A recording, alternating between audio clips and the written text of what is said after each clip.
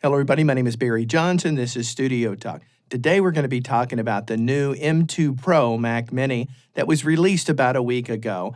I've had it in my studio now for a couple of days, and I spent the entire day yesterday doing benchmarks, and I created an incredibly long video of which I've decided to completely scrap. It was just ridiculously long, and the bottom line is you guys didn't need to see me go through all of that. And in this particular video today, we're going to talk about the Logic Pro benchmark session that's pretty widespread across the internet. You know, you can download it from the web. There will be a link in the description below where it talks about the settings and everything you need to do it, to compare it against other Macs historically and the ones that are just out new. A lot of results are out there for you to look at, okay? And so the three computers that I decided to do this against, because I think some people may be curious about a potential upgrade, I have the original base model Mac Mini that is the M1. The only upgrade to that is it's upgraded from a 256 gigabyte hard drive up to a 512. Next up, I've got my M1 Pro MacBook Pro 16-inch that I use here in my studio and absolutely love. And then finally, of course, the new M2 Pro Mac Mini. It has basically the same specs as my M2 Pro MacBook Pro, or M1 Pro MacBook Pro, I'm sorry. It has basically the same specs, the same number of CPU cores, same number of GPU cores. The only difference being is the hard drive is a 512, whereas I upgraded mine to a 1 terabyte, which I strongly recommend that if you do get a new Mac, you get at least a 1 terabyte SSD on it. Maybe you can get by with 512, but I certainly can't here in my studio. I need the 1 terabyte. I could actually use 2, honestly.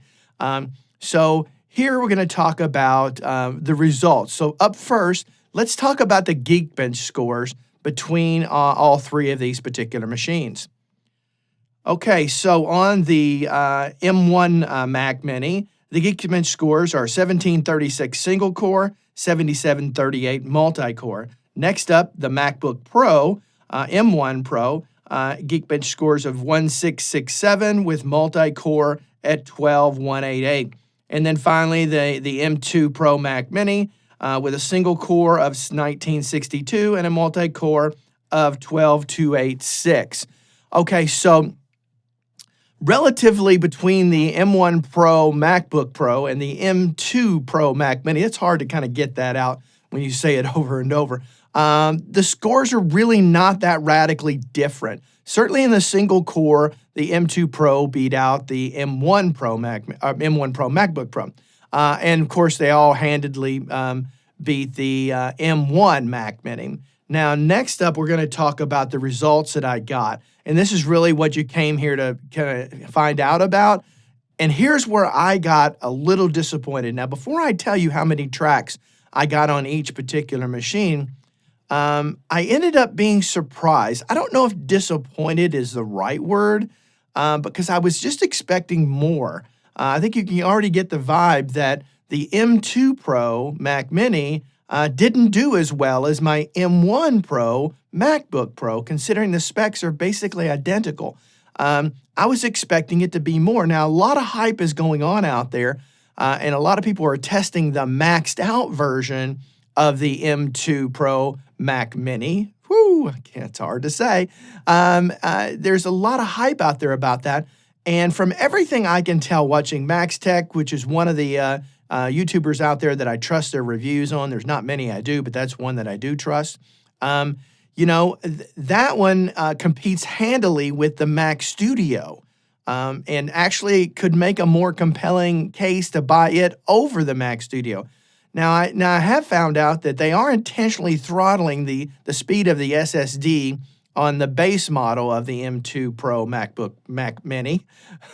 They are intentionally throttling that, but I can't see how that made much of a difference in this particular test, considering that you really don't need that much speed, and in the meters within Logic Pro, we're not even, the disk speed was not even registering, so it really wasn't the slowdown. So my gut tells me there's something about the M2 Pro Mac Mini There's something about it that Apple is probably, this is my guess, I have no idea if I'm right, intentionally throttling down. Because I don't think, because let's face it, if it started to smoke the others, if it started to smoke the Mac Studio, well, who would buy the Mac Studio over the Mac Mini, the Pro Mac Mini? Not many people, I don't think. There's a few extra features that come with it, but it's not compelling. I've got videos out there. I did extensive So let's get on to the number of tracks here, and let's see what we got. I've got a lot of videos on my channel in various capacities or situations, as I will with the M2 Pro Mac Mini.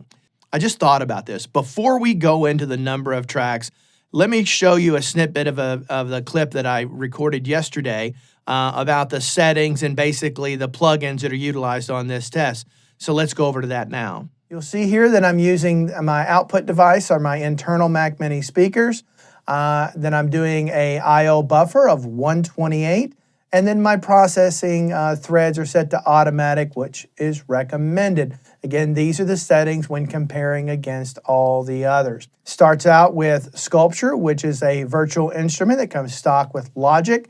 Then we go into a channel EQ. Again, all of these are doing something. There's a multipressor. We go into the chorus, and there's a chorus. Here we have an auto filter going on, and then we finish up with a platinum reverb. Okay, so now that you've seen that, you get a good idea of how this test, or the basic fundamentals of this particular test. Now let's get on to the particular tracks that I got from each computer. All right, so on the M1 Mac Mini, I got 63 tracks. On the M1 MacBook Pro, I got 150 tracks. And then on the M2 Pro Mac Mini, I got 117 tracks. Now, that's handily, I'm looking down at my phone right now, handily, basically double what I got of the entry-level Mac Mini. So if you're looking to upgrade from the original Mac Mini up to this, it's a compelling upgrade. It's definitely a compelling upgrade for sure. But I tell you this, if you've got an M1 Pro MacBook Pro, and you're thinking about maybe you don't need a laptop, like I really don't need one. It just happened to be what was out when I got it. I hardly ever take it out of the sleeve that holds it on the desk back there. No compelling reason to upgrade that, at least based upon this test alone. So again, I'm not sure what to think about it. I'll be curious to see what you guys have to say about it down in the comments section. I can tell you this. I reran this test over and over and over. I checked every setting to make sure there were no discrepancies between one versus the next. And so I'm kind of at a loss here. I'm not sure what to think. And maybe my thinking is just flawed. I don't know. Maybe I shouldn't think that the M2 Pro should be more powerful than the M1 Pro. Kind of makes common sense and it's logical, I think. But who knows? I don't know. But I can tell you these results were accurate on the computers I tested, and all things being equal. So anyway, I hope you've enjoyed this video. Now keep in mind, I will be doing a lot more videos, and I'm expecting some different results. My gut tells me when it comes to just the audio-only test that I'm going to be doing, I think we're going to see different results. I don't know why I say that, but my gut tells me that we will. And I'll also be using other DAWs. I'll be doing some tests in Studio One, some tests in Pro Tools, and some tests in Cubase/Nuendo, which is basically the same. Okay, I use Nuendo here, but it's basically the same as Cubase. Okay, so I'll be doing some tests in all of those to see how things perform, coming at it from different angles. It both, changing the sample rates and things like that, incorporating other virtual instruments and things like that. So if you like the things I talk about on this channel, do me a favor, hit that subscribe button. Help me out, help me grow the channel so I can reach out to more people out there, okay? So until next time, I hope you have a great day, and I hope you're having a great computing day, and I hope maybe this answered a few questions for you, at least as far as this one test goes. Until the next video, have a great day. Bye-bye. As the title suggests, today we're going to talk about the new M2 Pro Mac Mini. I got it about a week ago, and I've been... that was great. Hello, everybody. I'm Barry Johns, and can't seem to get it going right. Don't know what's going on. Hello, everybody. My name is Barry Johns, and this is Studio Talk. Well, today I'm going to be talking to you about the new M2 Pro MacBook Pro. No, I'm not. I'm talking about the freaking Mac Mini. All right, daggone it. gosh, got to get this going. Hello, everybody. My name is Barry Johnson. This is Studio Talk. Today, I'm going to be talking about the new M2 Mac. Oh, my goodness.